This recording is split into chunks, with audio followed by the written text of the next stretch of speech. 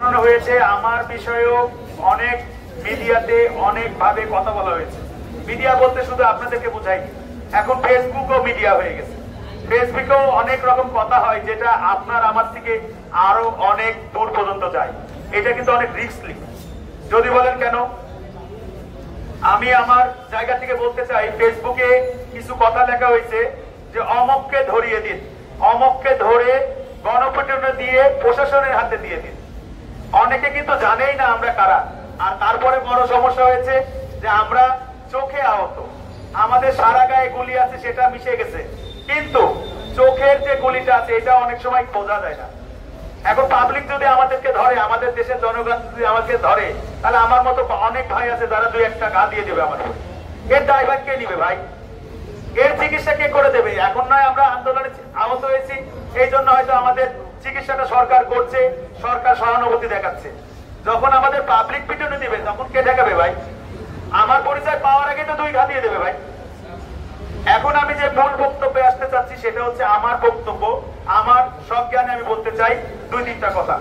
প্রথম কথা, আমরা গতকাল যখন মিটিং এ যাই, একটা প্রোগ্রামে আমাদের ইনভাইট করা হয় এবং বলা হয় যে আমাদের নিয়ে তারা তাদের জায়গা থেকে এবং জাতিসংঘ সহ বিভিন্ন জায়গা থেকে লোক আসবে, তারা তাদের মন্তব্য রাখবে, আমাদের নিয়ে কথা বলবে।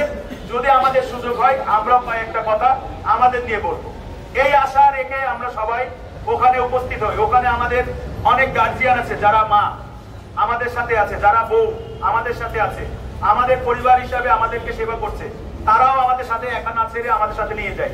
এখানে আমাদের ছাত্র প্রতিনিধি ছিল, যারা আমাদের এই বৈষম্য ছাত্র আন্দোলনের দীর্ঘদিন ধরে আমাদের চিকিৎসা কেন্দ্রিক দৌড়াদৌড়ি, ফাইল টানা, ডাক্তার দেখানো, বিভিন্ন রকম কাজ করছে।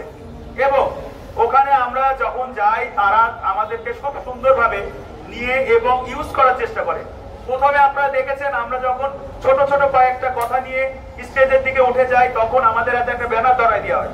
আমরা কিন্তু সেই ব্যানারে যাই, আমরা ব্যানারটা দেখে আমরা বলেছি না, আমরা কোনো আহত, আমরা কোনো দলীয় লোক না, আমাদের কোনো দল নাই। এই রাষ্ট্র আমাদের মা বাপ, এই রাষ্ট্রই আমাদের সম্মান, এই রাষ্ট্রের জন্য কোনো ব্যানার লাগে না।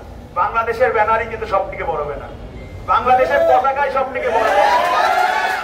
এই জায়গা থেকে আমরা ব্যানার প্রত্যাখ্যান করি, আমরা ওখানে যাই, আমরা ওখানে যাই বসি, বিভিন্ন মানুষ কথা বলছিল, ওখানে অনেক শহীদ পরিবারের লোকজন ছিল, তারা কথা বলছিল, তাদের কথা শুনছিলাম, সবার কথা শুনছিলাম। এর ভিতরে হঠাৎ করে গণ অধিকার পরিষদ আমাদের এক বড় ভাই, নাম জানো কি, ফারুক হাসান ভাই, তার বক্তব্য, সে কিন্তু ওখানে একজন বড় বক্তব্যকারী, জানি বলে এটাকে মুখপাত্র হিসেবে ওখানে কিছু কথা বলার জন্য, আমাদের কথা আমরা এটা জানতাম। ওখানে যাওয়ার পরে যখন কথা শুরু করে, কথাগুলো সুন্দর হচ্ছিল, কিন্তু একটা পর্যায়ে যায় সে সরাসরি বাংলাদেশের বর্তমান সরকার, বাংলাদেশের বর্তমান যারা রাজনীতিবিদ আছে তাদের নিয়ে অনেক রকম কুটনীতি কথা বলে। এই কথাটা আমার নিজের মাইন্ডে লাগছে কি জানো? আমি একজন আহত, ওখানে আমার পরিবার আছে, নিহত পরিবার আছে, তাদের সামনে আমরা ওখানে গিয়েছিলাম কোনো রাজনৈতিক উদ্দেশ্যে না, কিন্তু ওখানে রাজনৈতিক মূল্যে কথাবার্তা হয়। এর ভিতরে আমার সাইফুল ভাই, সে নিজ উদ্যোগে নিজ দায়িত্বে উঠে যে স্টেজের পাশে, আপনারা ভিডিওতে দেখবেন, ওই ভিডিওটাও আছে, ওই স্টেজের পাশে যে তাকে নিষেধ করে যে ভাই আপনি এই ধরনের কথাবার্তা বলেন না। আমি তখনও চেয়ারে বসে আমার এই ভাইগুলা নিয়ে আমি বসে আছি এবং সবাইকে বলছি একজন তো গিয়েছে, কথা বলে আসলে সব ঠিক হয়ে যাবে। আমরা কোনো রাজনৈতিক প্রোগ্রামে কোনো সময় অ্যাটেন্ড করার চেষ্টা করি না। এই আহতরা শুধুমাত্র যায় যারা আমাদের দরদ দেখায়, আমাদের নিয়ে কথা বলে, দেশ নিয়ে কথা বলে। সেখানে যদি ফারুক ভাই ওই ধরনের কথাবার্তা বলার পরে, ফারুক ভাইয়ের সাথে পেছনে কি কথাবার্তা হয় আমি পুরোপুরি দেখি নাই, তবে একজন একজন করে আহতরা তখন ওখানে আগাই যায়। আগানোর পরে বেশ কয়েকজন আহতের সাথে দেখি যে হস্তহস্তি হচ্ছে। ওই হস্তহস্তি ওখান থেকে শুরু করে স্টেজের সামনে চলে আসে। যে ফুটেজটা আপনারা নিয়েছেন এটা হচ্ছে স্টেজের সামনের ফুটেজ। এই সামনের ফুটেজে আসার পরে তার সাথে হস্তহস্তি হয়, তার লোক, আমাদের আহত বেশ কিছু লোক ওখানে ছিল, আমিও ওখানে দৌড়াই যাই। আমিও তখন সবাইকে ঠেকানোর চেষ্টা করি। আপনারা খুব ভালো করে জানেন 10 জনকে ঠেকানো একজনের দ্বারা সম্ভব না, কিন্তু আমার এই আহত ভাইরা আমাদের সাথে দীর্ঘদিন থাকতে থাকতে তাদের উপরে আমার একটা অধিকার চলে আসছে। আমি ওই অধিকারের জায়গা থেকে কারোর কান টেনে ধরেছি, কারোর মাথার উপরে ধাপা দিয়েছি। এই কথাগুলো যদি মিডিয়ার ফুটেজে নিয়ে তারা টেস্ট করতে যায়, আমাদেরকে আহত বা হামলাকারী বানায়, এইটা তারা ভুল করেছে। আমি তাদের প্রতি কোনো রাগ বা ক্ষোভ নিয়ে কথা বলছি না। আরো ভুল করেছে, আমাদেরকে পরিচয় না নিয়ে মিডিয়ার সামনে বিভিন্ন রকম ভাবে আমাদেরকে অনেক রকম উদ্দেশ্যমূলক কথা বলেছে, যে কথাগুলো আপনারা জানেন, আমি আমার মুখ থেকে বের করতে চাচ্ছি না।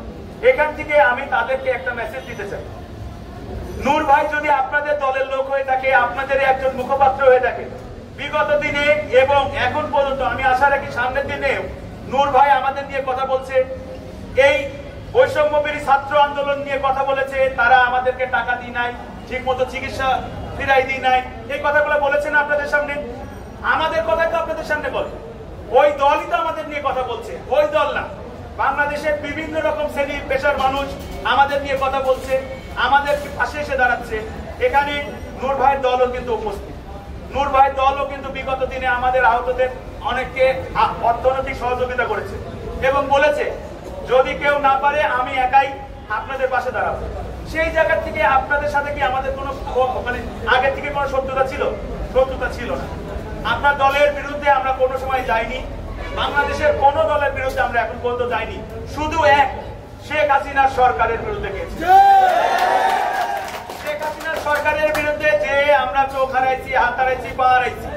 এখন অনেকে আমরা সুস্থ হওয়া পথে, অনেকে আমাদের নিয়ে অনেক বাণিজ্য করার চেষ্টা করেছে, করছে। আমরা বুঝে শুনে পথ চলার চেষ্টা করছি, কারণ সামনের দিনগুলোতে আমাদের অনেক কাজ।